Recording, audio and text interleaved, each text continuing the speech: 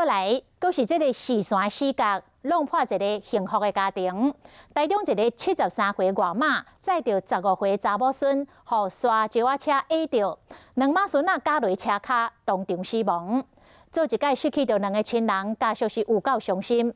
尤其是伫咧中华咧做护理师的妈妈，讲伊这个查囝真够读册，成绩真好，嘛真大心真捌代志。虽然是单亲家庭，但是查囝讲伊一点仔拢袂委屈。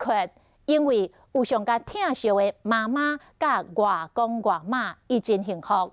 想袂到来出车祸，甲上甲伊惜的外妈做伙离开人世间。73岁老太太载一个读国一15岁查某孙仔放学要转去，后壁刷脚车压着乌托摆倒去，2人被加入车卡，当场无命。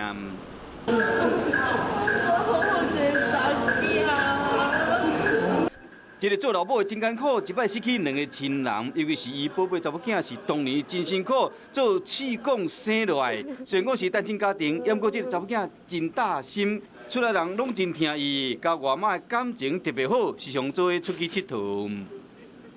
问他说会不会觉得生在单亲？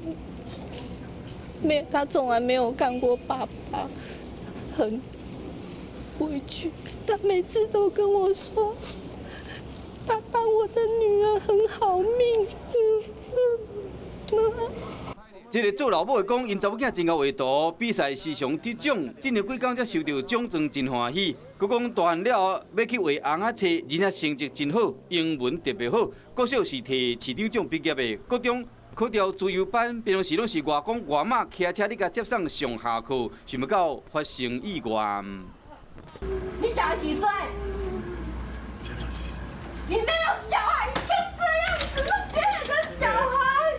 驶刷脚车的是姓王的驾驶，今年48岁。伊讲当时驶车要正弯，无看到头前有乌托摆，弄着了有声，伊才停落来。驶刷脚车20几年啊，头一摆出这大的意外，无论安怎懊恼后悔，嘛换不回心碎家属最爱2位亲人的宝贵的性命。